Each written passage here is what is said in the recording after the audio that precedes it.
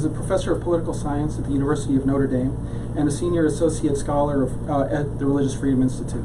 He received his PhD from Harvard in 1996 and studies religion and global politics, specializing in political reconciliation, religious freedom, theories of the political behavior of religious actors, and Christian political theology.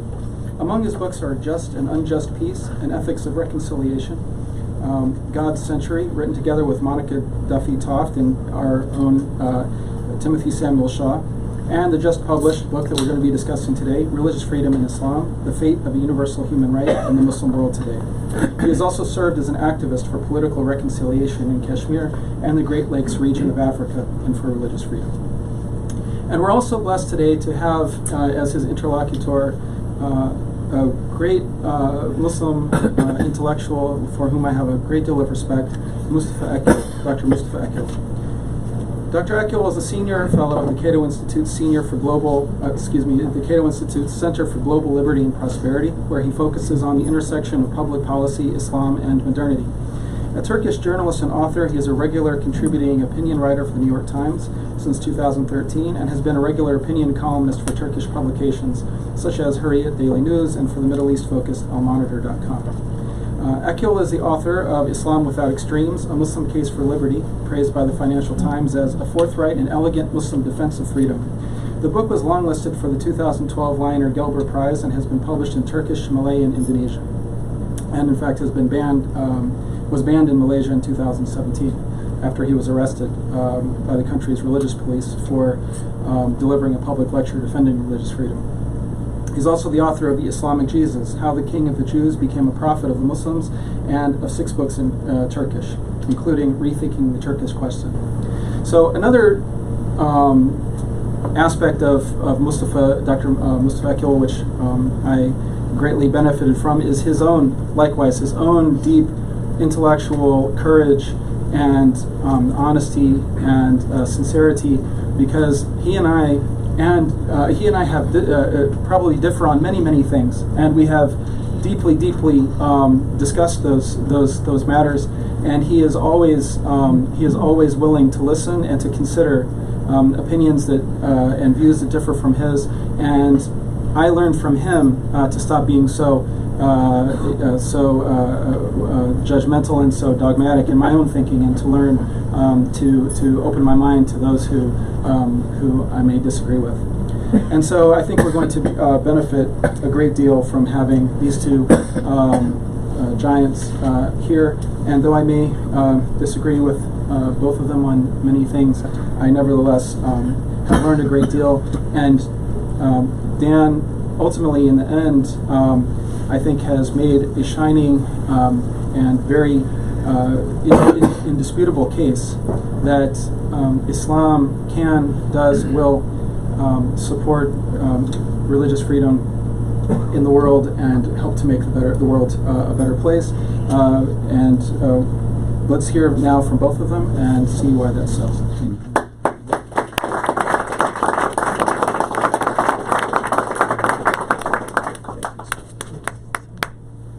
Well, good afternoon, and thanks to the Religious Freedom Institute for bringing us here to give me this opportunity, and to Dan, my good friend. With Dan, we've traveled the world together from Rome to California and Michigan, over the years to discuss these issues, and I've always learned from him a lot, and it's an honor to be at this book launch, at this event. And thanks to you all for coming here, being with us today. Hopefully we will have a very good conversation.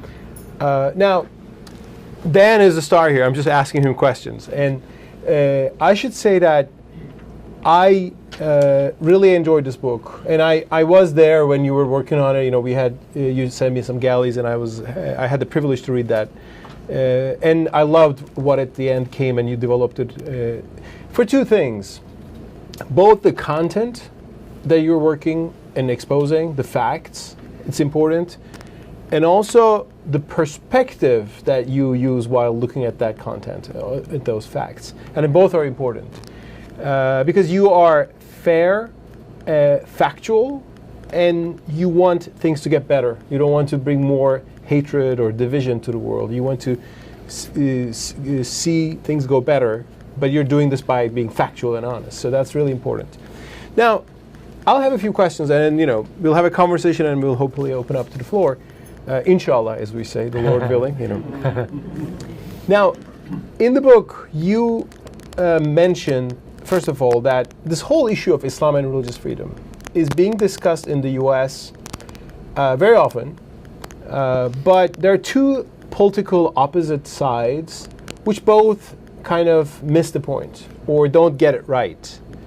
So what is that?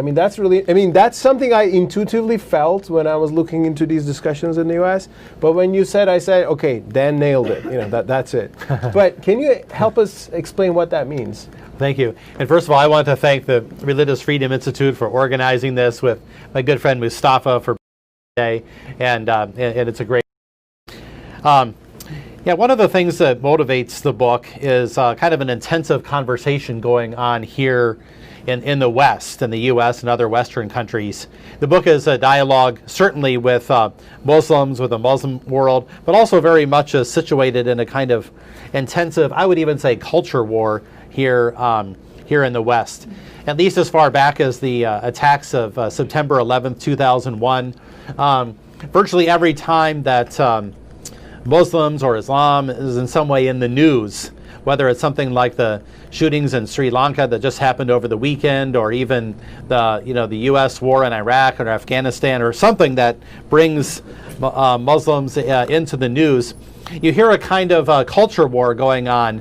First of all, in cable news, and whether you're trying to Rush Limbaugh and Rachel Maddow, or there's that level, or the internet, or the Twitter war and the tweets, but also going up into more highbrow publications like the New York Review of Books or the New Republic or National Review. And it's kind of a culture war that, so you have two sides. On one hand are what I call Islamo-skeptics, and they would say, they're kind of the cold warriors. They would say, well, Islam is really, we have to be very honest about it. It's close to being something like hardwired for violence. It's deeply embedded in violence, intolerance, lack of pluralism is deeply embedded in its texts and traditions going way back. You're naive if you think that that's going to be dislodged, and you people who don't realize that are sort of the Neville Chamberlains, or the kind of the appeasers.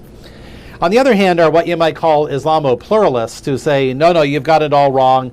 Islam is just a religion just like any other religion. It's a peaceful religion. It's got a few bad apples, and people like you are just stoking the conflict and creating exactly the problem that you are decrying by creating a dynamic of violence. And this is very much in the air. I think the 2016 presidential campaign, you had Donald Trump and Hillary Clinton almost exactly taking these positions, and then with consequences for policy and for the real world after the election very much ensued.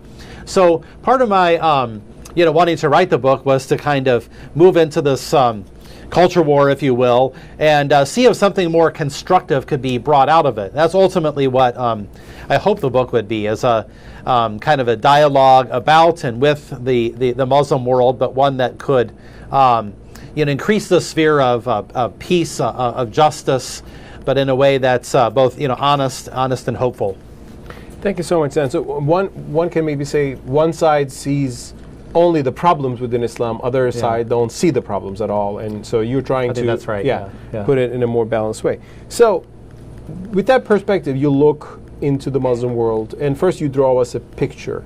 Can you explain it a little bit? Like, what is the scene in the Muslim world today regarding religious freedom? How does it look? What's the general overview? Right. So I said, well, how do we kind of wade into this question? And I think there's one of the best ways of doing that is to look at the Muslim world as it exists today. And I decided to look at countries in the world where Muslims are a majority. There's roughly 47, give or take a few, depending on how you count them, Muslim majority countries. And I thought this would be a pretty good test for this question, because it's here that Muslims have the demographic power, not want to be free if they don't want to be free. In other words, you could take a country where Muslims are a small minority, and sure, they talk about freedom, but someone could always say, well, of course, that's their interest, they're beleaguered, they need that freedom just to survive and so forth. But what about when they're a majority? I thought that would be a kind of a good test. So I looked at the overall landscape or profile of this, and reached a couple of conclusions. One is you could look at this overall profile from a satellite perspective and say, what are the overall contours of this landscape? What do we see? And there, if you add up the religious freedom scores, and I use those of the Pew Forum, an excellent way of measuring religious freedom in a country. Well, if you add those up and then compare them to the global average, it turns out the Muslim majority countries are in the aggregate, significantly less religiously free. Okay, so it indicates that in the general kind of scheme of things, there is a kind of problem here to be grappled with, something that at least needs to be investigated or answered or uncovered. But then if you do a close-up and zoom in on different parts of that landscape, well, a more variegated picture starts to emerge, not just to appeal to complexity for a scholarly sake, but with some very important implications. One is that 11, or about 1/4 of these countries, are in fact religiously free, and very impressively so. I highlight most of all what I call the West Africa 7. So a group of Muslim majority countries, some of them very Muslim majority, over 90%, in West Africa, Senegal, Gambia, Sierra Leone, Mali, and some others. And these are interesting because they're strongly Muslim, they're very devoutly Muslim. They have some of the most devout religious believers in the whole world, measured on scales of religiosity, but yet they're highly tolerant. They have deep traditions of interreligious tolerance and freedom and respect, both for religious minorities, but also for Muslims who disagree with the orthodoxy, who dissent from it. So there's that. I also mentioned Lebanon, Djibouti, Albania, and Kosovo. We can get into that if you like. So 1/4 are religiously free. But then if you look at the other three quarters that are not religiously free, even that is interesting. Well, about 60% of them are predictably what Westerners would think of when they think of not religiously free. Iran, Saudi Arabia, the Islamist countries, where the government is really involved in imposing a kind of very traditional form of Islam, and often through a very heavy-handed autocratic kind of means. However, there's the other 40%, which are interesting, which are what I call secular repressive, meaning that they're not religiously free, but not because of Islamism, but because of a more a Western ideology by which they aspire to be like a Western nation, a modern, economically advanced, scientifically advanced, technologically advanced, socially advanced Western country as they perceive it. And in order to do this, they feel like they need to marginalize Islam. And then that's where that results from, where the lack of religious freedom results from. Yeah. What are those? Sir? Well, There was a question, sorry? He was asking, what are they? What countries? Sure. The secularly repressive countries. I mean, because I think the term secular Yeah. typically implies freedom, toleration, all the good things. But I say North Korea is secular too, so be careful about what you're implying when you say secular.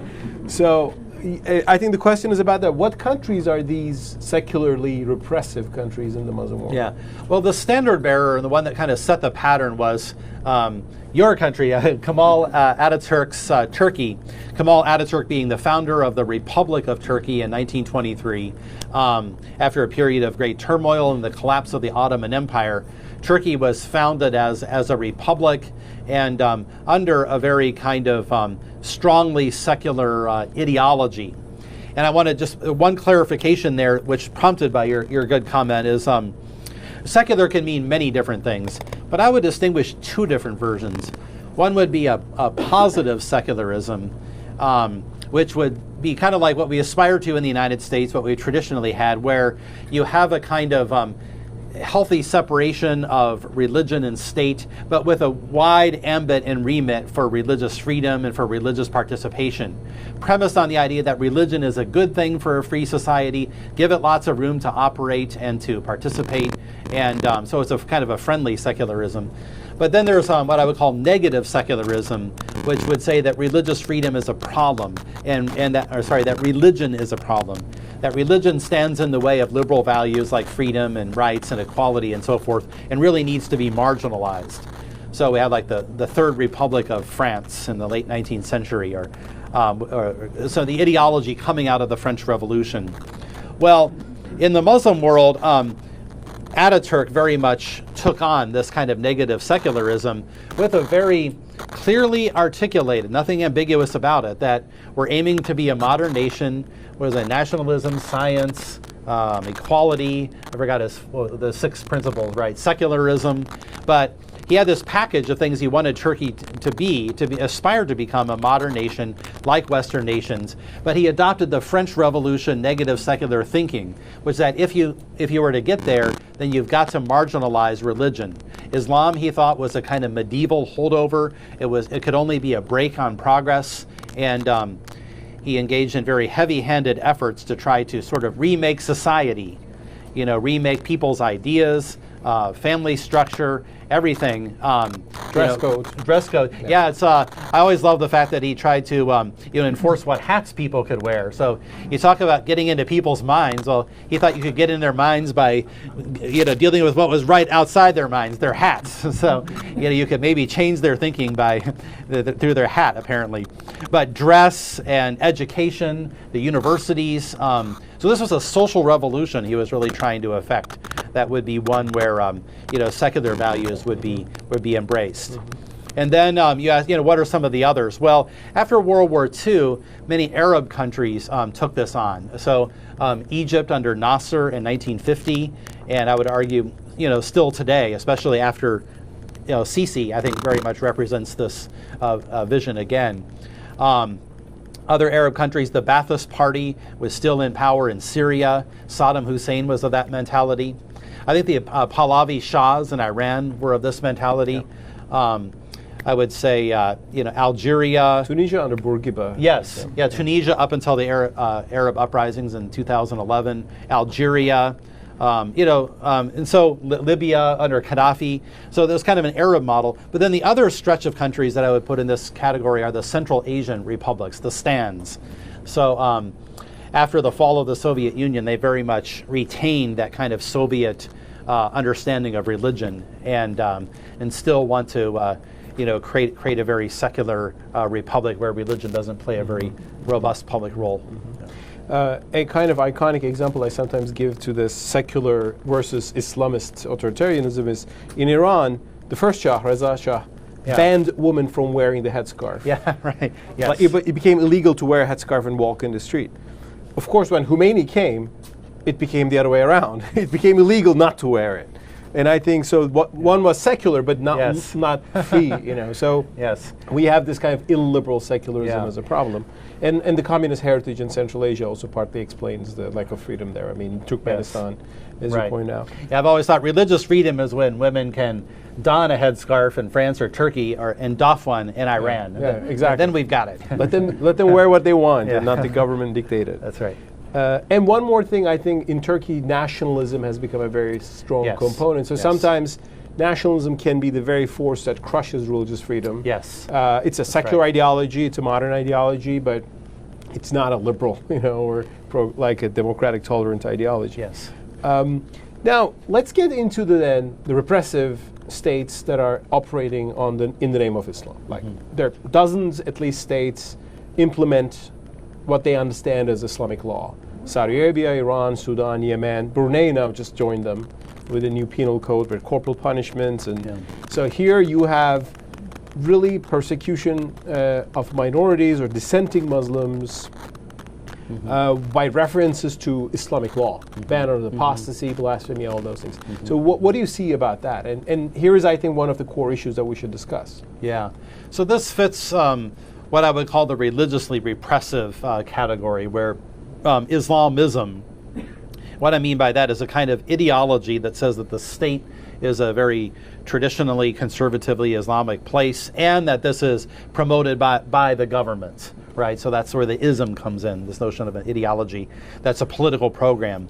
And there are a number of tools that the government uses to do this. One is heavy government control over Islam, over the religious leadership, over the mosques, over even the Friday sermons. Education is a big one, where very much children are very much forced to be educated into a certain kind of Islam, and not a lot of choice in the matter. When I say the governing of the mosque, it's also governing in a way that promotes this version of Islam in the education of imams, and in even the content of the sermons, and so forth. It can also result in control of media, of even dress, of family law, governing men and women, and who can marry whom, and inheritance and divorce and things like that. It's very important, often an issue of intense dispute.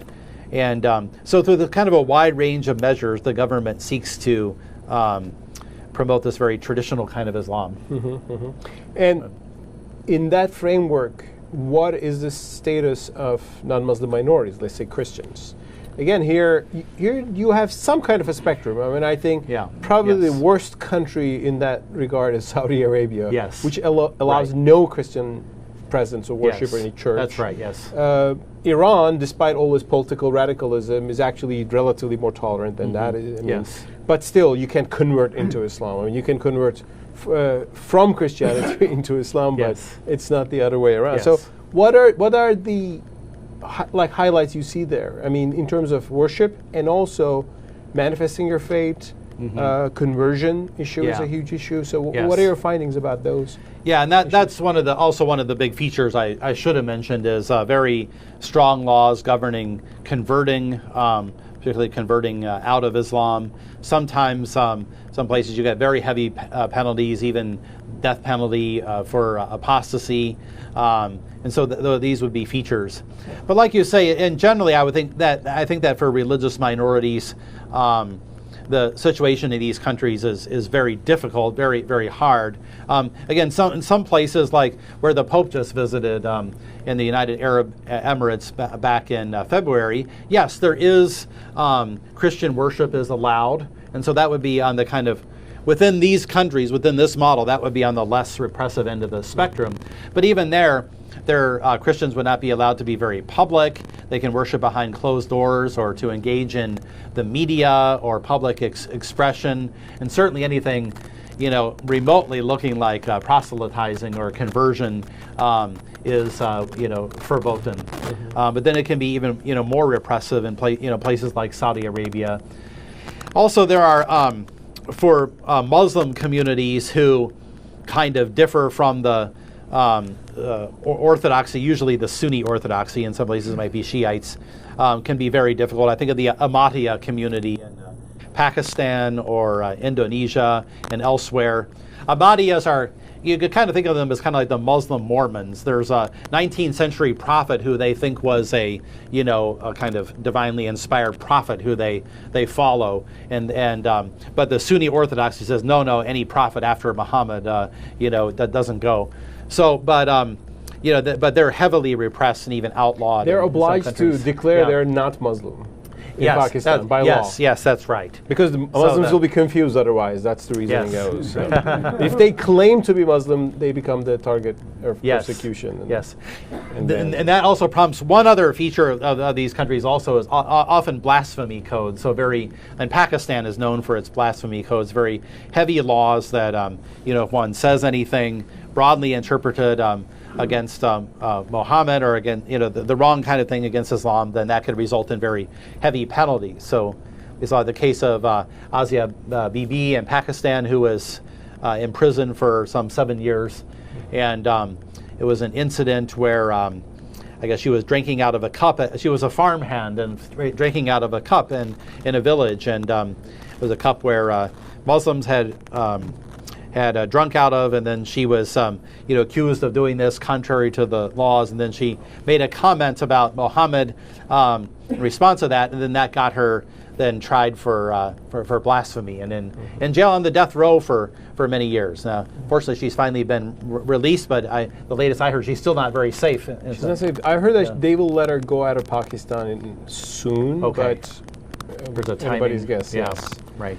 I'll see BB's case. And of course, when you have a blasphemy law, which shouldn't, I think, exist in any country, there are sometimes real blasphemers who swear at religion and they are persecuted, whereas I think that's rude, but it should be their choice. Yeah. But plus, then there are people who are not blasphemers at all, but they can easily get blamed for that. I mean, Asya Bibi case was like that. I mean, she denied she ever disrespected Prophet Muhammad, but in a quarrel, someone says, "Oh, she said so." And if you're a majority and here's a demonized minority, it can easily, or it can happen to Muslim intellectuals who criticize some of the dogmas. They are pious Muslims, but they get declared as blasphemers. And they get targeted for that. I think of Professor Abu Zaid in Egypt in the 1990s, who he was really challenging some of the slavery norms, right? So basically trying to. He suggested a more historical reading of the Quran. Let's say, let's understand the Quran had a cultural context. That context there in the text, but we should understand the purpose behind it. That sort of hermeneutical approach. Let's say, Yes. But then he was, very much outlawed and had to flee the country. Eventually, died in Europe, and so. So these are real problems, but. So I think it's fair to say that there are clear problems today in mainstream Islamic, let's say, law when it comes to religious freedom. I personally think that on the one hand, mainstream Islamic jurisprudence allows worship, which was a big thing 1,000 years ago. I mean, to not force people to convert to your religion, that was an incredibly generous thing like 1,000 years ago. That's why Jews fled from Europe and came to the Ottoman Empire and so on and so forth. But the standards of freedom improved over time. And today, when you just say we tolerate them but do not see them as equal, or we punish them for apostasy or blasphemy, that becomes so. There are these problems. So, and that's why we're discussing about these issues regarding Islamic doctrine. Let's say jurisprudence, fiqh, which is the interpretation of Sharia. But you also say, which is important, and that's what gives me, a hope for the future. You say there are also seeds of freedom clearly in the Quran, in the teachings of Prophet Muhammad, peace be upon him, and in the Islamic tradition. Can you highlight those seeds of freedom a little bit? What do you mean by that? So one of the things I do in the book to kind of move in the hopeful direction towards the end of the book is to identify potentialities for expanding religious freedom in the Islamic tradition. I call them seeds of freedom. And what I mean by that are either doctrines or practices or historical episodes that show a kind of capacity for freedom, even if they themselves are not the full realization of a doctrine or a widespread practice of freedom. In other words, there are things that are sort of planted in history that could later be nurtured or grow or kind of realized more. And so, like you just mentioned, the tradition of treating religious minorities or zimmis. Well, that's very, very important. I mean, even with the early conquest of Muhammad in the century or two after Muhammad throughout what is now the Middle East, generally Muslims, when they established rule in a territory, would give rights to religious minorities, particularly what are called people of the book, Christians and Jews. Meant that they could practice their religion, have their religious governance and structures and so forth, build religious houses of worship. Now, I mean, over the course of history, it's fair to say that there have been some places where zimmitude is not well, is in fact, in practice, is pretty repressive. And oftentimes, there was a poll tax imposed for the minorities. On the other hand, they might say not have to participate in the military, or so there are kind of these negotiations. But in other practices, other places and times, it was more tolerant. You also have to remember we're talking about a broad expanse of history from the beginning of Islam in the 7th century, during which religious freedom was not really widely practiced in any religion, right? So we have to remember, always ask, well, compared to what? I mean, even the West, religious freedom emerged fairly late. Say the 17th century started getting some strong articulations of it. But even there, it's a very rocky road in terms of the actual realization. And even today, it's only partially realized. But so looking at the historical comparative religion perspective, most religions for most of history have not had religious freedom towards members of other religions or towards the dissenters and so forth. So the tradition of dhimmis or minority toleration, is actually not bad in terms of being, par for the course, and is actually maybe better than some practices of other religions at different times. So in other words, we have a kind of seed of freedom. But the real reason why it'd be a seed of freedom, though, is it's something less than full religious freedom, because in today's world, particularly as articulated in the human rights document, religious freedom means full equality. You can't be made a second-class citizen for being a member of a different religion.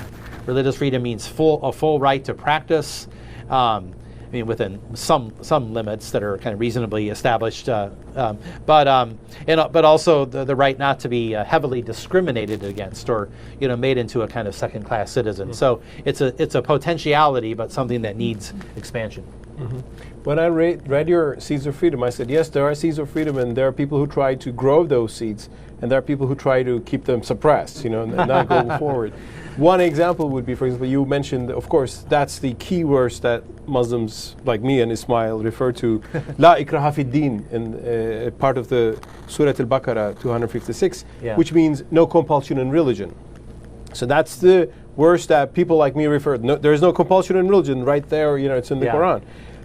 But when you go to Saudi Arabia or Malaysia, you will see that when they're translating the verse, they add a little parentheses into it. And so it reads, not no compulsion in religion, but no compulsion in religion while accepting Islam. They add that little part. In Malaysia, I was arrested partly for questioning that, because that's the official Malaysian declaration, because they want to imply that, because if you say no compulsion in religion, it's very broad, right? Everything is free.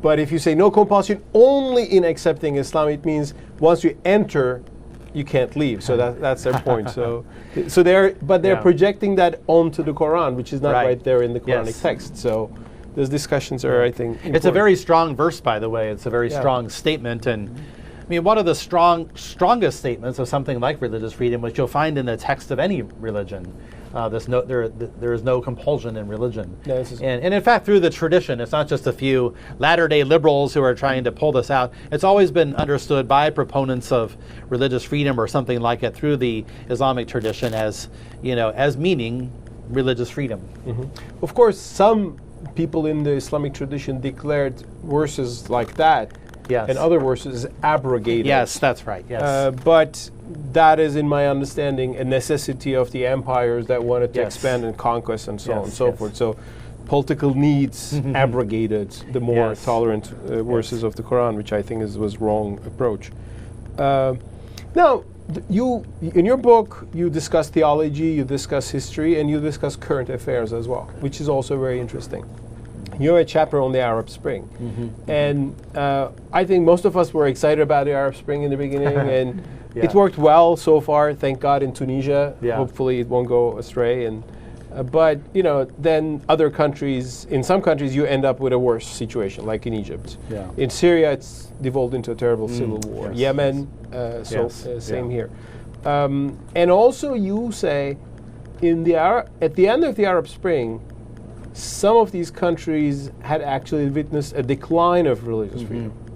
Now, what do you mean by that? What should we understand from that? And what should we understand based on this from the notion of democracy or elections in Muslim majority societies? In any society, actually, So when the Arab Spring broke out, beginning in Tunisia in really early 2011, there was great hope, but really there was something like 14 countries where there was some kind of uprising or agitation, a governmental overthrow or much more of a substantial uprising in about 6 countries. But unfortunately, the Arab Spring didn't turn out to be very spring-like in the end, but pretty wintry across the board, except for the example of Tunisia. And there I would say is one case where, now here was a country that had the secular repressive background from 1956 up through 2011, and so a lack of religious freedom from that direction. And so then one would hope that then that would open up and allow for more religious participation. And by and large, I think it made real progress in this direction, and has done so in a broadly democratic framework. You had a party, an Islamic party, the Ennahda Party, but which by and large made claims for being in favor of freedom, favor of democracy, in favor of religious freedom. And then they were elected in the elections that soon followed the uprisings and the overthrow of Ben Ali. And by and large, they did continue to support this and manifest this. Now, about 2 or 3 years later, they were then overthrown not overthrown, but they were thrown out of office in an election. But it was a bona fide election, which was good news, right? The main problem they faced was just the problem of governance and dealing with horrible economic conditions and just the difficulty of governance with many problems. But when they lost the election, they actually went out and lit off fireworks just to celebrate democracy. So that was a big victory. And then the next party could come in and then face their own election. You can throw those rascals out, then. And so that's what democracy is, where you actually have an election that people abide by when they lose. That's a real test, right? And so the fact that the Ennahda Party was able to hold office and then and then establish something that was more open to religious participation, I think was a victory. But in a lot of countries, in most of the other countries, I would say you did not realize greater religious freedom. So in Egypt, they had an election. Now there you had Mohammed Morsi, a kind of strongly Islamic leader elected, but he had to rule in coalition with parties way to the right of him, more traditionally Islamic. So you had the Muslim Brotherhood, but then you had the Salafists, who are even more traditional than that. And so it was called the Tea Party effect. Yes, that's right. By Shadi Hamid. Yeah.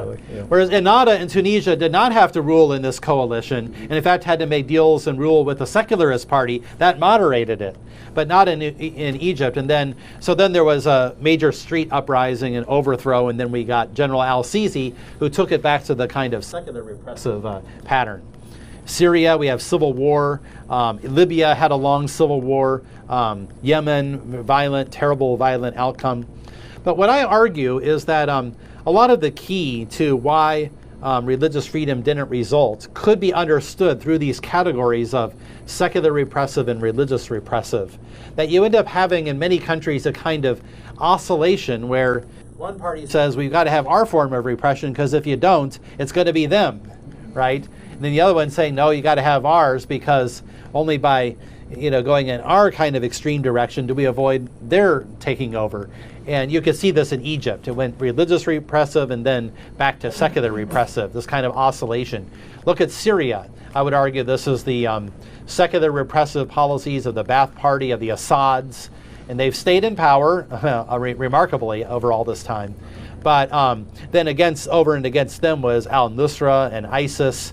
And then the kind of, moderate democratic middle will just prove to be very feeble and a very thin thread, squeezed out by these two alternatives, which match the pattern, secular and religious repressive, almost exactly. Mm-hmm. Yeah, I call that the doctrine of preemptive authoritarianism. Yes, yes. If you don't oppress them, they might oppress us. And yes. But of course, you actually build the seeds of your own oppression because they're getting, resentful about all that. And in it's Egypt, just a vicious cycle. In Egypt, Mubarak used to say, it's either me or the Muslim Brotherhood. Yeah. So when the U.S. ambassador came over and said, why don't you be more democratic, then that's how he would respond. It's either me or the Muslim Brotherhood. Yeah. But we can, I think, say that based on the facts you point out, that elections and freedom are two different things. Yes. I mean, yes. hopefully they will go together, but they might not always go Yes, together. that's So right. elections can Yeah. bring a majority to power that is Yeah. not very respectful to Yes. religious. It can happen in India too. It's not Yeah. just a Muslim world Yes, problem, right? That's right. And it's one of the arguments I make in the chapter on the religiously repressive pattern. I mean, most of these countries are highly authoritarian. So you have like Iran and Saudi Arabia. But one interesting pattern is about 4 of them are major democracies where you actually do have contested elections. Pakistan, Bangladesh, Malaysia, and Indonesia. And yet the effect is not necessarily a good one for religious freedom. So you can have democracy in the sense of having contested elections, popular rule by the demos. But that can often have bad consequences for the small religious minorities or the dissenters or what have you. I think that's what we've seen in Indonesia. So after the fall of Suharto in 1998, he was on I call the secular repressive pattern. This allowed for a kind of greatly increased participation of Muslims in Indonesia. And in fact, the 2 large mass movements, Muhammadiyah and Nahdlatul Ulama, mass Muslim movements and of political movements, are in fact fairly good on tolerance and respect for minorities and so forth. So at first everybody's saying, well, this is the largest Muslim country in the world. It's a democracy, and you have these movements for tolerance, and this is a great example of a kind of Muslim liberal democracy. However, the problem is over the years, especially over the last 10 years or so, things have gotten a lot worse, particularly in terms of treatment of minorities like Christians and Hindus and Buddhists, but also Muslim dissenters like Shias and Ahmadiyas. And there are now, I would say, a lot of very pretty intensive religious freedom problems. But in a way, it's actually fueled by the democracy, because those who can support these kinds of policies get lots of votes. I mean, that's, they're supported popularly. Yeah. So the elections can actually foment a kind of repression. There's a need to protect freedom, not just from dictators, but sometimes from the people as well, if that means a majoritarian system where the minorities get crushed by majorities that come to power with electoral systems. Now, Dan, I mean, you have a lot of great ideas, I think, in the book about seeds of freedom in Islam and how Muslims can go forward. And these are the issues like many people are working on. But you also say something else. You yourself are a Catholic, Christian, and a believer. And when you look into Islam, you look and you see problems, and you said, "What? Wait a minute, we dealt with this problem too, and not long ago, right?" Yeah. So you have a chapter on how the evolution of doctrine in Catholicism took place. That there were not exact, but sometimes similar questions about religious freedom or problems. But Catholicism changed its position on these things, and you explain that, and you think that it can give an example to the discussions in Islam. With the, of course, I mean, I want you to explain that. With, of course, there's a little nuance that we don't have a pope that who can just, fix things with a nice dignitata humanae. But it's more complicated. We're like the Protestants, where you have all kinds of people, the nice and not so nice ones out there. But still, I think Catholicism, the evolution of doctrine within Catholicism, you have a chapter on that. Can you please explain a little bit why that matters here? One of the things that prompted this was, again, the kind of contemporary conversation. And if you read the Western media, you often find the phrase, what Islam needs is a reformation, or what Islam needs is an enlightenment. And usually what is meant there is that we in the West took this trajectory towards freedom. These were the key milestones. Now Islam needs to follow that same pathway. Well, the problem is, for students of Western history, these events were not necessarily so great for freedom. The Reformation launched, a century and a half of religious wars. Eventually, Protestants were, in fact, some of the pioneers of religious freedom in the West. We definitely want to credit them for that. And but it wasn't necessarily, it was far from a kind of uniform result of freedom. And then in the Enlightenment, yes, Enlightenment thinkers can be credited for advancing along equality and democracy and liberty in many ways, but the religious freedom track record is not so great, and often it was done with this kind of negative secularism idea in mind. I would not call, if you look at most of the major Enlightenment figures, I would argue they were not great proponents of religious freedom. So a Muslim might be forgiven for not seeing these as great analogies. But so I wanted to say, I looked in my own faith tradition, in the Catholic tradition, of seeing how the Catholic Church did trot a road towards religious freedom with, I think, very important parallels. And to say from the outset, yes, one of the not parallel parts is the fact that Islam doesn't have a pope, and so there's not one leader, even in the Catholic context. That's a little bit simplistic, but yeah, that is a lack of parallel. But it is a parallel in the sense that the Catholic Church was around a long time before the Enlightenment and the Reformation. It then became a kind of enemy of the Enlightenment and the Reformation. And in the 19th century, popes were very reluctant to adopt religious freedom because they saw religious freedom as part of a package that was the French Revolution, which was cutting off the heads of priests and nuns and things like that. We don't want to have anything to do with that. And so, but that's a parallel too, because Muslims today around the world often feel a little bit kind of at odds with the West, and maybe they don't like the cultural directions in the West and say we don't want that, or they feel maybe a kind of aggressive posture from the West. And so if they're associating religious freedom as a package of things from the West, then they would be wary of it, much like the 19th century popes were. Nevertheless, in the Catholic model, eventually the Church, at the Second Vatican Council, the bishops in communion with the Pope did come to endorse religious freedom as a human right very strongly. And I think one of the things that allowed that to happen was an ability to detach religious freedom from some of the other package of things that they didn't like, that the 19th century popes didn't like with the French Revolution. Like they saw latitudinarianism, relativism, a kind of massacre of priests. Yes, for example, and philosophical trends that were very much opposed to religion. They were able to detach religious freedom as a good thing that didn't have to go with those other things, and then were able to endorse it. And perhaps even more importantly, to be able to place it on a foundation of, again, seeds of freedom that came from the tradition itself. So we're not just signing on to the Enlightenment or the secular world, we're developing something from within our own tradition and finding a way to support it. Really, the key idea became the dignity of the person as a religious as a religious being, a being who searches for God, embraces answers to these ultimate questions, and that has to be a free process if it's to be authentic.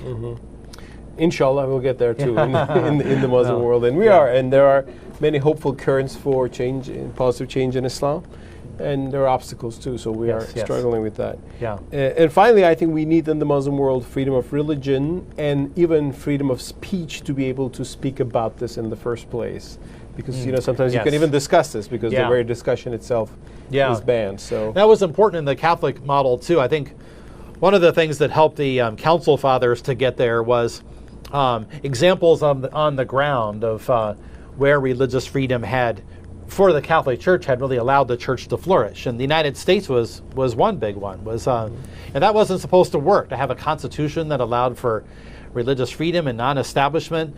That was never supposed to work. And yet the Catholic Church did pretty well in the United States. And then after World War II, some of the Western democracies also established religious freedom in a way that was friendly to the Catholic Church, but in this context of open conversation, open debate.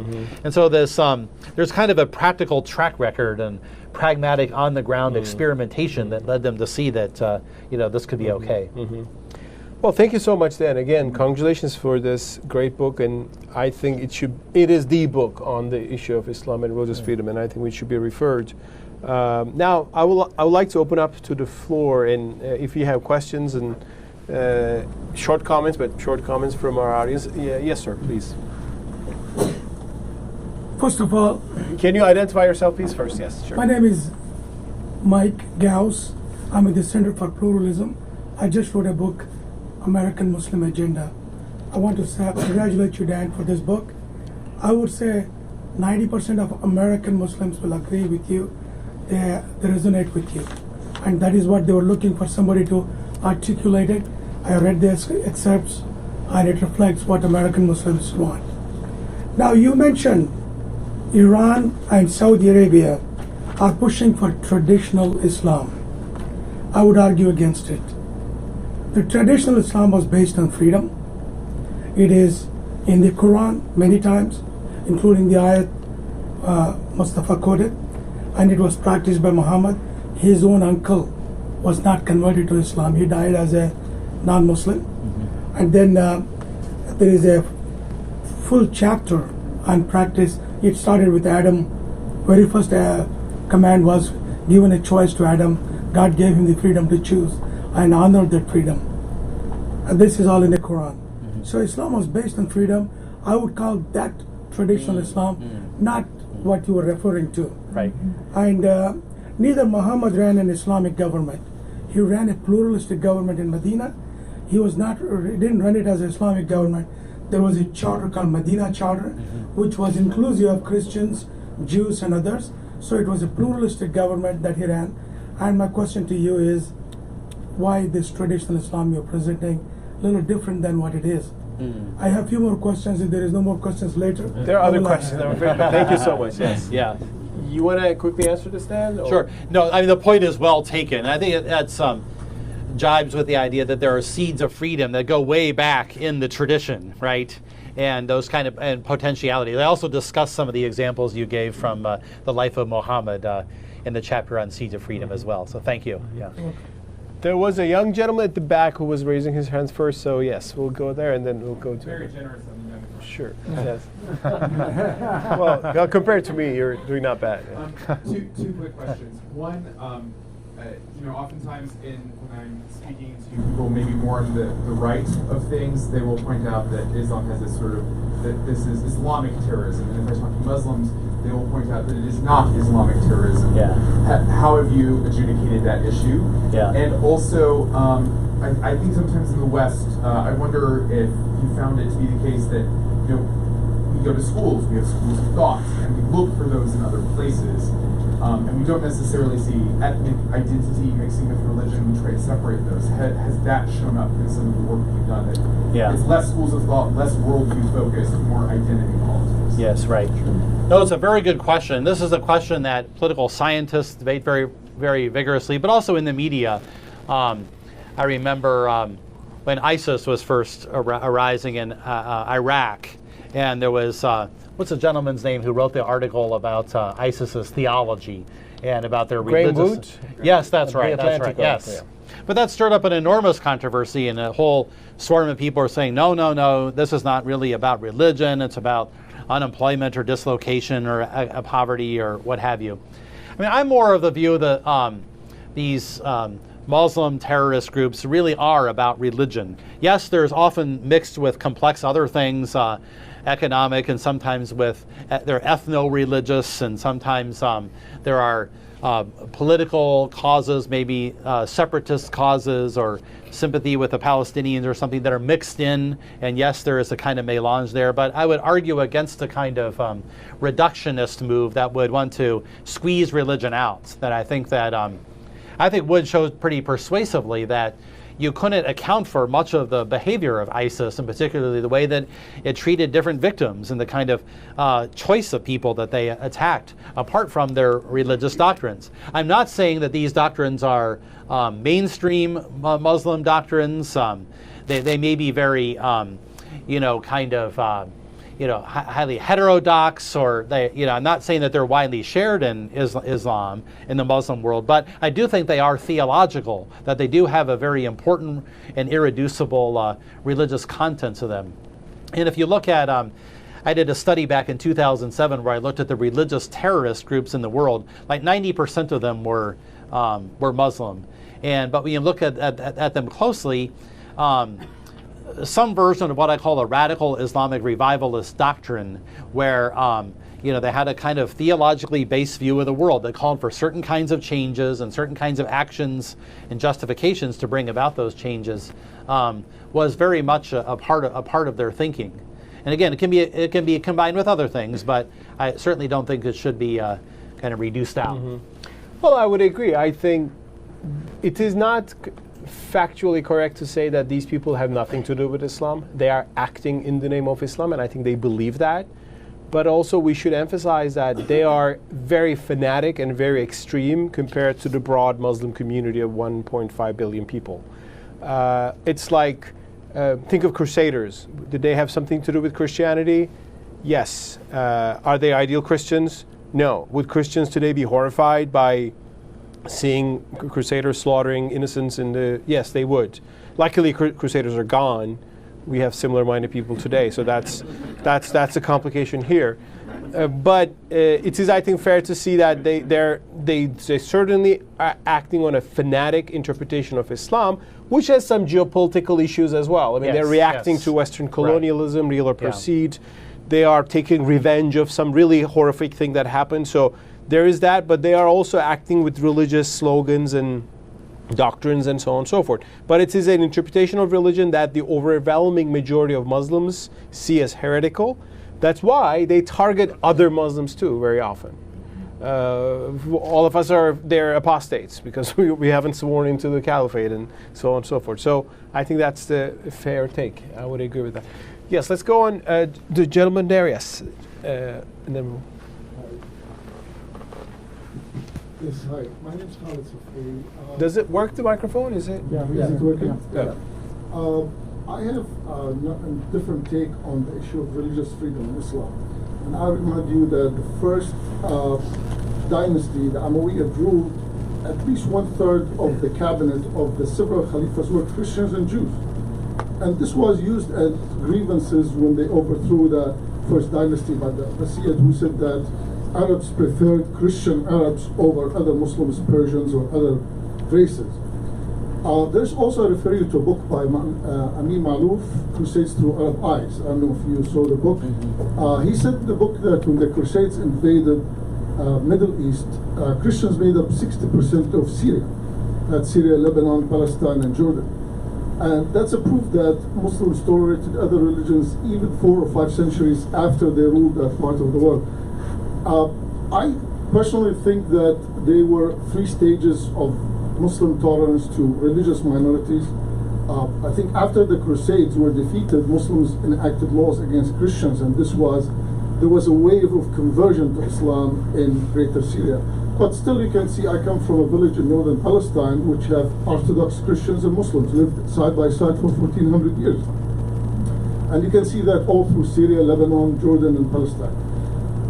I think what affected religious freedom of 2 issues in the 20th century, the invasion or the colonization from European countries of the Middle East, and Wahhabism. I think these are 2 factors, and I think these 2 issues changed the view of minorities, and I think Arab minorities paid a heavy price for the wars that America or other European countries, the way they see it, invasion of Iraq 1991, it was looked at as an invasion of Christian nations. It was reinstated in 2003 when the U.S. invaded Iraq for no apparent reason, and I think that probably changed the view of many people towards Christians, and Christians are to pay the price.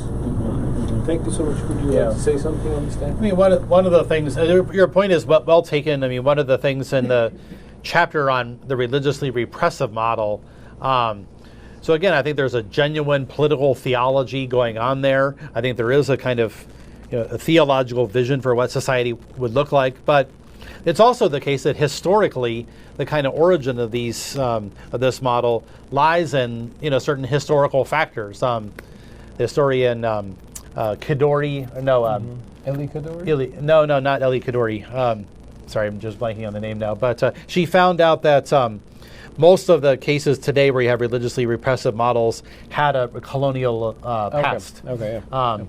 I don't remember yes, the name, that's right. I remember you cited her as well. And so there's that. I think, radical Islamic revivalism, the kind of ideology that lay beneath Sayyid Qutb and the kind of extremist militant groups today. I think that thinking had its revival in a time when the kind of Islamic civilization was at its nadir. You had the last caliph in the caliphate was abolished in 1924, and that was very symbolic. Most Muslim peoples were under colonial rule in the 1920s, and so I think they're kind of looking around them saying, what happened to a kind of once great civilization? We're now kind of conquered, and so I think this Islamic revivalist thinking came out of that sense of a historic decline, both with external and internal causes, and then a call for kind of radical measures for reviving it. So. I think your analysis is one that I would largely agree with in many respects. Sure, and I agree mostly, and I would say I think non-Muslim minorities in the Middle East had their worst time in the 20th century, not before. Armenians in the Ottoman Empire lived as Armenians, as free citizens. They became citizens in the late 19th century. For centuries, they were wiped out in 1915. Not because of Ottomanness, but because of the collapse of the Ottoman Islamic system and the rise of nationalism on both sides. Or Jews were erased in many Arab countries after 1948, after the first Arab-Israeli conflict. They were there as Jews for centuries, and they were actually generally better off than they were in Europe. So there is this kind of rise of fanaticism and bigotry, partly a reaction to real traumas like colonialism, partly the influence of Wahhabism and some new currents coming in. So we have a perfect storm, if you will, which I think brought Islamic civilization to a very critical point. But we have a heritage that, of course, we can evoke and say we were much more enlightened, in the past. And the gentleman here, yes. Oh, sorry, the younger gentleman there, and I'll come to you, sir. Yes. Sorry, I make this younger versus you're very young too, but we're all young. But yeah. Father Deacon Andrew Bennett here at the Religious Freedom Institute. Dan, I'm wondering if you can go back to talk a little bit about your comments, I guess, in the book on what Catholicism learned through Dignitatis Humanae and that whole experience. Yeah. So my sense is that a lot of the predominantly Muslim world is concerned about how acceptance of religious freedom in a robust way leads to kind of relativism or a syncretism, and that's a challenge that Catholicism still deals with. Yes. That obviously as Catholics we believe that we have objective, universal truth. And I'm going to pick on my good friend and colleague Ismail. I believe that Ismail's wrong. And he believes that I'm wrong. But we recognize our inherent human dignity. You can postpone that to after life. Yeah, that's right. having the freedom to say that, in a pluralist society is very, very important. Yeah. And so how do you preserve this tension between kind of an integralism, whether it's Islamic integralism or a Catholic integralism around objectivity and universality, and religious freedom? Yes. And can Islam manage to do that? Yeah. It's interesting, at the Second Vatican Council, some of the arguments against Dignitatis Humanae, thinking of like Cardinal Ottaviani, he very much thought that this would usher in a kind of, relativism and moral license and the kind of breakdown of, faith and so forth. And, in a lot of ways that has happened.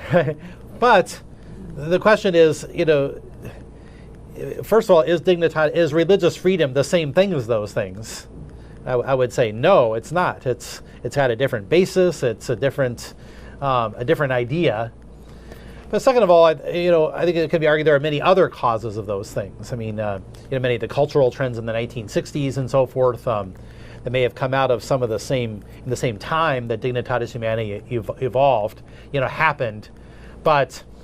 To say that Dignitatis Humanae was the cause of those things is pretty hazardous, I think. So, one could put those things together and say, see what happened, but I don't think that the civic right of religious freedom and recognizing the dignity of people means the kind of breakdown of religion. And in fact, I mean, Dignitatis Humanae itself strongly affirms the importance of the religion in society, the importance of governmental promotion of religion. It's, in no way kind of backing off the truth claims of Catholicism, or, the importance of religious people establishing a very robust religious society. So it's not calling for a secular society. It's only secularism in this more narrow institutional sense. And I think, today some of the we see the rise of some of these kind of integralist thinkers, and I think that they're wanting to tether the human right of religious freedom with these larger kind of secularizing trends, and saying they're all part of a package called liberalism that we have to be wary of. But I think a much greater differentiation is needed. You want to add something? Can you preserve the tension, though, between the claiming an objectivity that this is true, and I think that you are wrong to the other? Yeah, that's right. Within a pluralist society, we seem to be able to do this increasingly better in North America, for example. Yeah. Can Islam continue to do that, maybe as it did in its earlier history? That's, I guess, what I was trying to get at. Yeah, that's right. I mean, it's. I mean, this whole idea of, I think every religion faces this, I think, in the modern era. If we open up too much, we will lose ourselves. If we tolerate, different ideas, if we tolerate atheists to write books, will everybody become atheists and we will lose it? Or,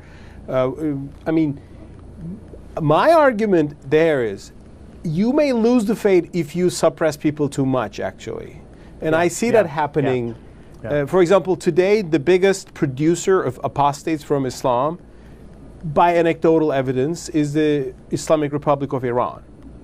There's a great reason for this, precisely because it's the Islamic Republic of Iran. A lot of people hate the regime.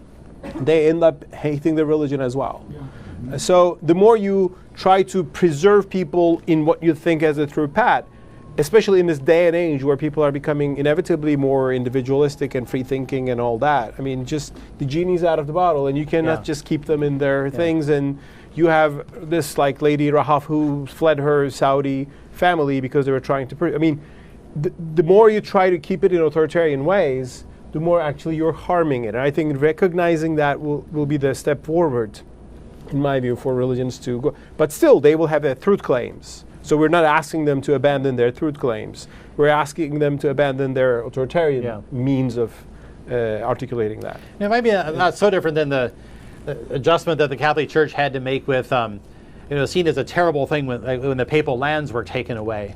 And, and for a long time the Pope, very much resisted this. This was illegitimate, and we, got to have him back, and so forth. But in a way, in the long run, it actually proved to be a kind of very liberating thing that ushered in a kind of different model. And you think of like John Paul II and his kind of inspiring leadership as a global evangelist, right? Well, he could never have done that if he had to be back, worrying about paving potholes in Padua or something. It produced a different model of governance. In a way, it kind of liberated the Vatican from having to worry about those kind of temporal affairs. But maybe bringing in some new problems, to be sure. But in other words, the church could flourish in a different way under a different model. But it took some adjustment and rethinking. Did you want to? There was another young gentleman there. Yes. Yes. Thanks. I'm David Hollenbach at Georgetown University. Thanks for a great book, and it's very stimulating.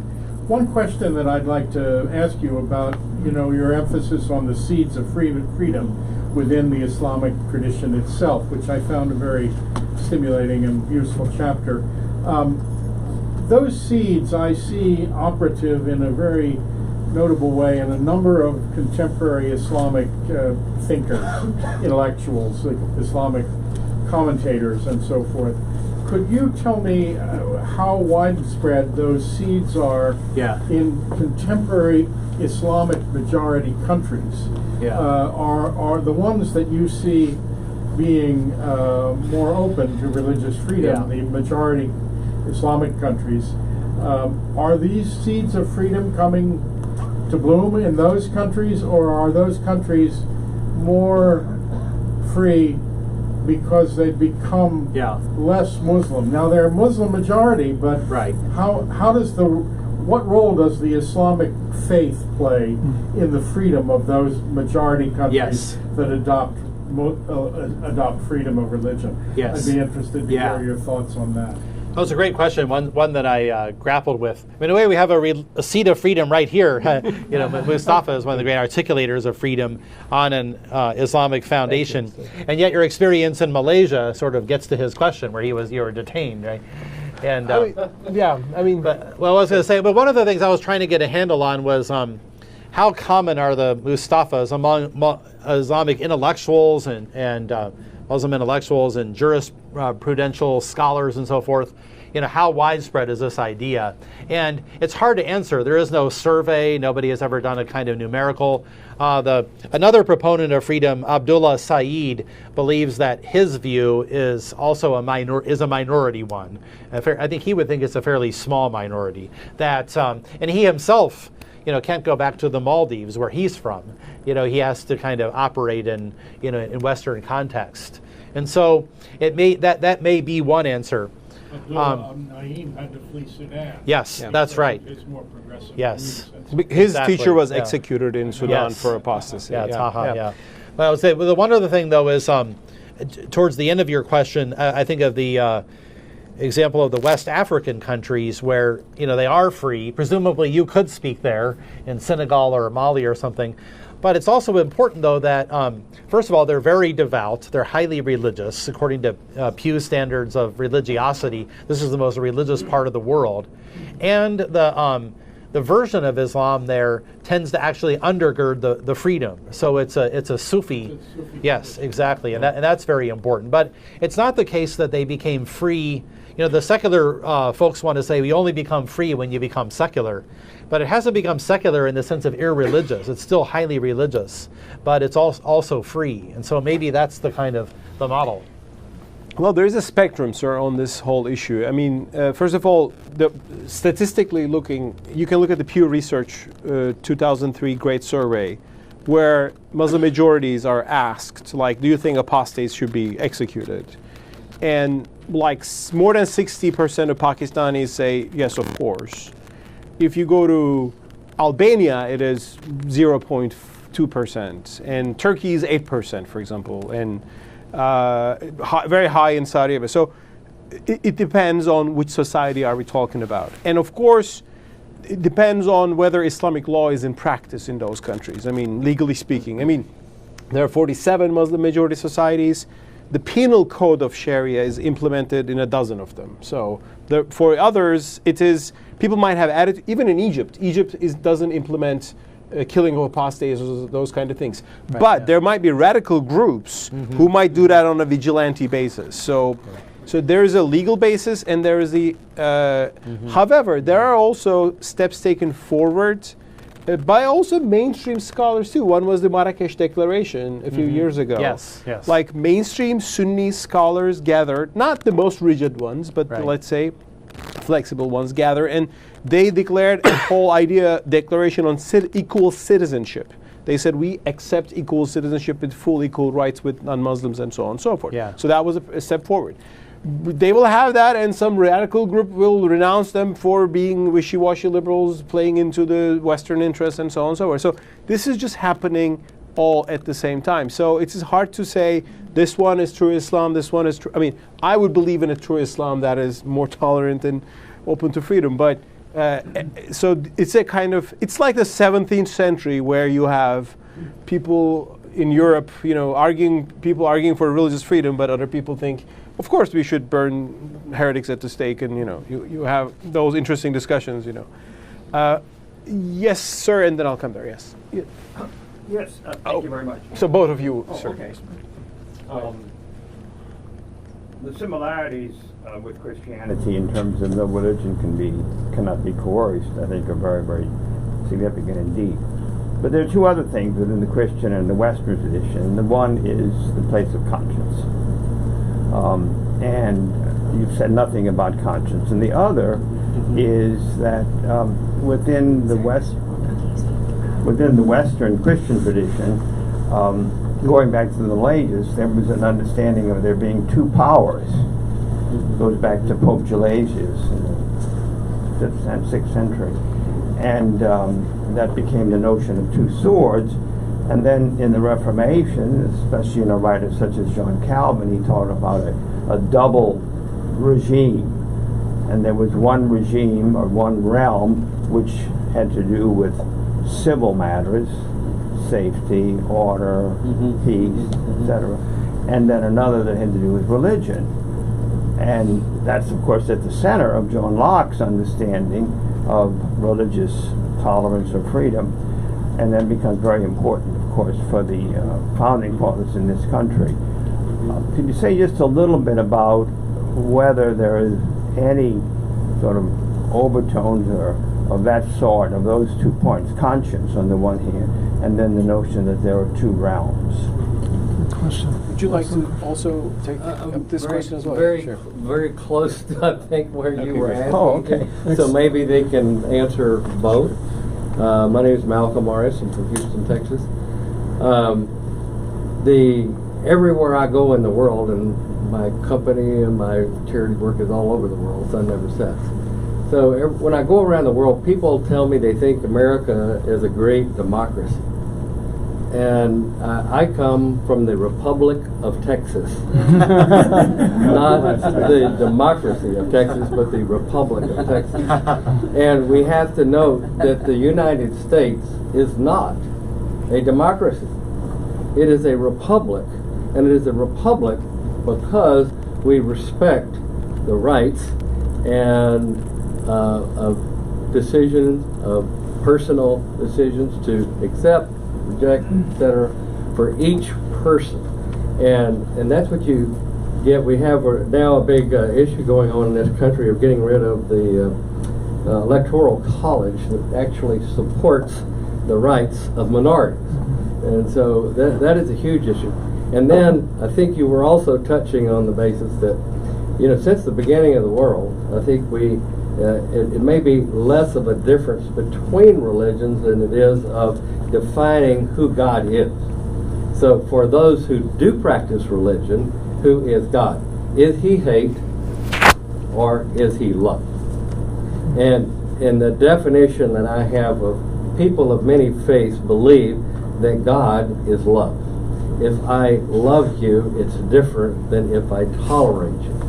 We have a philanthropist in Houston, the campus of Rice University, who has established Boniak. So his whole deal is, I want everybody to tolerate each other. Well, I took he and his wife out to dinner, and I said, to her, I said, how does it feel when you say, when your husband tells you, I tolerate you? I mean, my wife likes it when I say, I love you. What can I do for you? And I like it when she says that to me. And I think they're really looking at, it's not one faith versus one faith. It happens within the Catholic Church, it happens within the Buddhist sects, it happens within every place that either you're one, that you believe that God is love, and he passes through you to share that love with others, and that will control your lives. We don't have dimitude in this country. We have equality of all people in thought. I think we're talking about the same question, so let me let you all. Yeah, sure. Thank you so much, yeah. And then, very interesting, important points raised here. Yeah, you want to? I might take one that I did discuss as the seventh seed of freedom, which is the notion of a separation. And so in my view, following an initial period during Muhammad's life and maybe another 70 years after that, there was I would argue, a fusion. Religious and political temporal authority were fused. But after that, and almost everywhere in the Muslim world, you had a separation, meaning that you had at least you had two different realms where you had some authorities that were primarily doing the temporal functions, kind of governance functions, and then some that were the primarily the religious leaders. And that doesn't mean they had separation in the way that Thomas Jefferson envisioned it or modern democracies, but at least two there are, as Pope Gelasius said. And so I think you do have a kind of maybe called a differentiation of function that I think then could expand even further into a kind of seat of freedom. Maybe you can speak to the conscience issue. I mean, I think on this issue, Islam has differences from Christianity. One is that it is a more legalistic religion. I think it's more similar to Judaism than Christianity in its overall framework. There's a God-given law, the halakha or the sharia. Very similar, actually, content. That's why I don't eat pork and Jews like Jews, or, dietary laws, dress codes, and so on and so forth. Of course, Jews had this different trajectory. They haven't been implementing the penal code of halakha in the past 2,000 years. I mean, you see it, the last remnants in the New Testament, a woman being stoned and Jesus saves her. After that, Rome came and Jews didn't have a state. And so halakha became a communal code only, which is the case for some Muslims today. But in Islam, the Sharia also turned into a whole all-encompassing with interpretation, fiqh, political basis of a political system as well. So now we are struggling to take that tradition into the modern world and reinterpret it, and so on and so forth. And interesting steps have been taken. For example, the Ottoman Empire abolished the whole dhimmi system in the middle of the 19th century. That's the head of the Sunni Caliphate. So there's the idea that it's flexible, there's the idea that it has contextual, there's the idea that it is rigid, it can never change. So the people who are super rigid are the Salafis, Wahhabis generally, and mainstream Islam, Sunni Islam has some problems too, but we're working on it, let's say. But there's a legal tradition. And of course, there's the fact that Prophet Muhammad led an army and fought battles and so on and so forth. So in that sense, he's a different historical figure than Jesus Christ. I think he's a combination of Moses and Joshua, if you want to, again, make a reference to the Old Testament. But does the fact that he led a polity and does this mean that all Muslims should be repeating those battles today? No, a lot of Muslims think that he had to fight those. These were defensive wars. Of course, if you're attacked, you have to save yourself. It doesn't make Islam, by definition, a, let's say, warlike religion. But then we have this history that Islamic empires needed jihad, and so there's a lot of things in Islamic tradition that needs to be reinterpreted, precisely because we're living in a different age. Like, one thing people like me say is that, well, in the medieval era, Muslims divided the world into House of Islam and House of War, because besides House of Islam, you would be killed.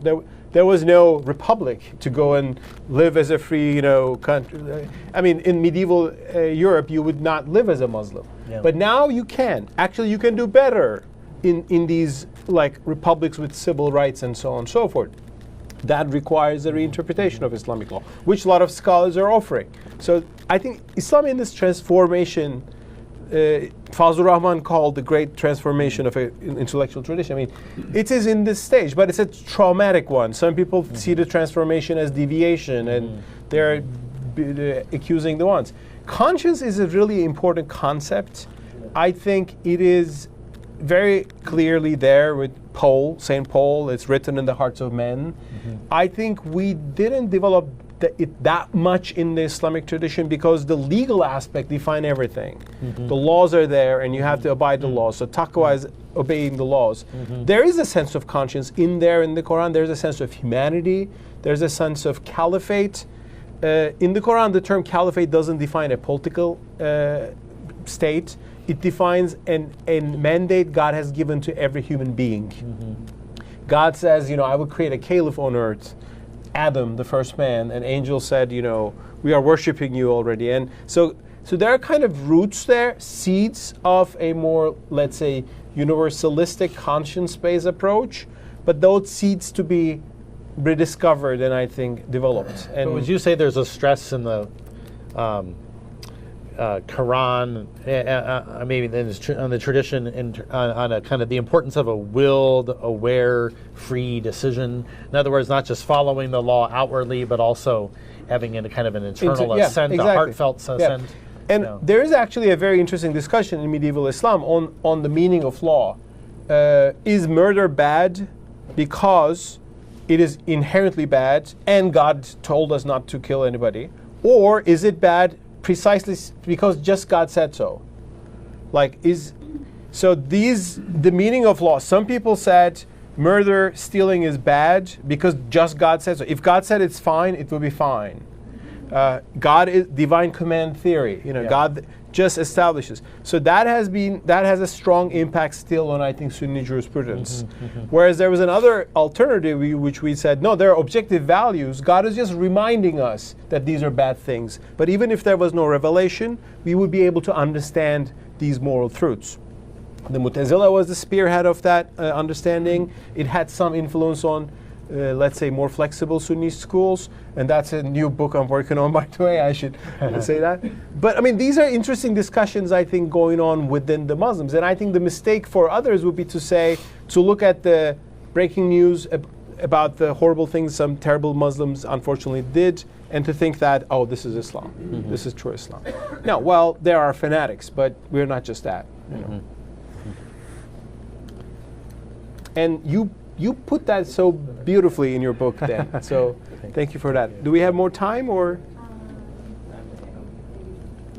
Maybe one more question. One more question? Okay, so you decide.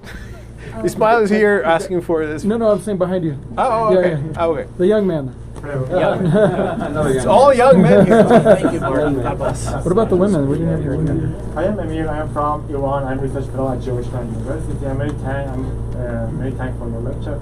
But I have very important question. In Iran, really, we are thinking about the freedom, and we are thinking about it for more than 100 years, and we are still thinking about it and how we can adjust the Islam with this, for example, issue. But some thinkers in Iran believe that we need to learn from you, because you could change to some idea for adjusting your idea to, for example, these freedom issues. Do you think that really we as a Muslim can learn from you and your culture for example, obtaining freedom or not? Yeah, it's a very good question. I mean, first of all, my view is that religious freedom is a universal idea. It's an idea that anyone can know and apprehend and understand, that comes out of the kind of universal human phenomenon of religion. And so it doesn't belong to any one culture.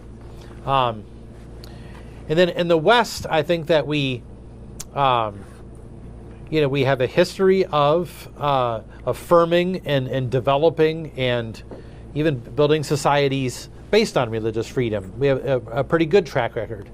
I also don't want to say that that's been uniform in the West. I think it's been far from it. And and even in the last 200 or 300 years, the West has seen highly authoritarian regimes.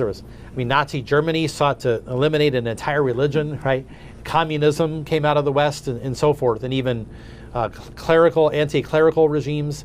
And so any kind of clear, easy dichotomy between the West and the non-West, religious freedom, not religious freedom, it has to be discarded. But nevertheless, I think the West can demonstrate to the world a kind of track record of successful religious freedom being instituted and established. And to that extent, I think it's something that can be learned from and spread and imitated.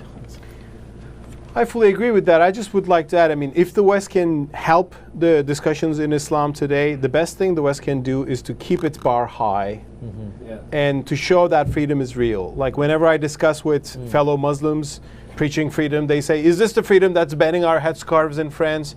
I'm saying, no, that's not the right one. But, that's not the right model we're talking about here. Is this the freedom that is banning Muslims even entering the U.S., which didn't happen, but, it was discussed.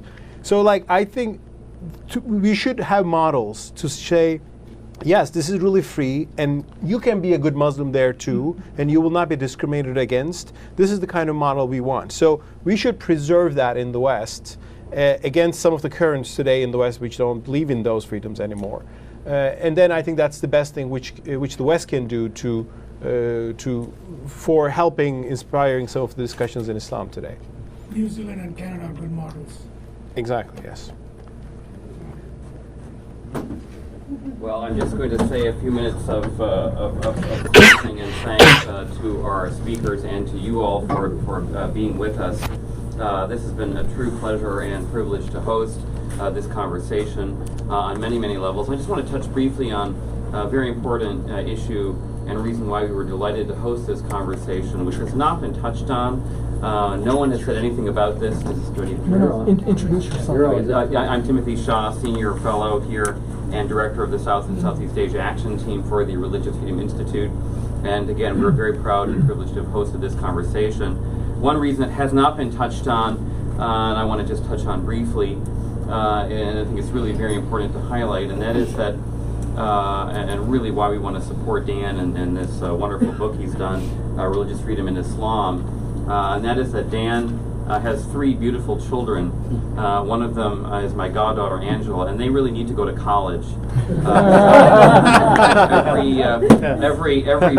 Every book will buy at least 7.5 minutes, and choice. Unless they go to Notre Dame, and maybe a little cheaper. 5 minutes or something.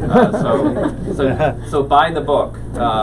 We really do want you to buy the book, read the book, talk about the book. Supporting scholarship of this sort has been at the heart of our work in the Religious Freedom Institute and in its predecessor project, the Religious Freedom Research Project at the Berkeley Center at Georgetown. We were delighted to have David Hollenbach as our colleague. A wonderful, powerful message of Dan's book is that in every society, religious freedom begins with scattered and fragile seeds. Those seeds don't grow on their own. They grow only when people do the hard work of cultivating them, fighting for them.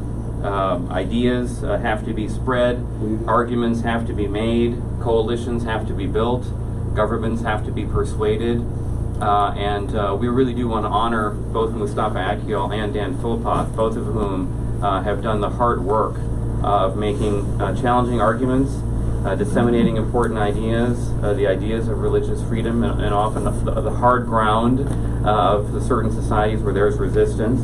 In different ways, they've paid a price. Particularly Mustafa has paid a price for his defense of religious freedom. This is what the Religious Freedom Institute is about, is promoting the ideas of religious freedom and rooting them in the great religious traditions of our world, not assuming that they can be free-floating or freestanding. And Dan Philpott and Mustafa Akyol, as well as my colleague Ismail Royer, really represent heroic efforts to root religious freedom in the deep foundations of our great moral and spiritual and religious traditions. So we are so proud, so grateful, and so thankful for their work and all that it represents. And the work of supporting this kind of scholarship is part of a tradition that we have had and we will continue. We're proud to say that we played a little bit of a role in encouraging and incubating a book that Robert Wilkin just released a few weeks ago, Liberty and the Things of God. We're playing a role in supporting a book by Timur Kuran called Freedoms Delayed, which we hope will come out in the next couple of years. The Duke economist and expert on the Islamic world. So continue to follow our work, support our work, be involved in it. You'll hear more about future conversations. So thank you very much. And buy Dan's book so that my goddaughter can enjoy college. Thanks very much, Dan and Mustafa.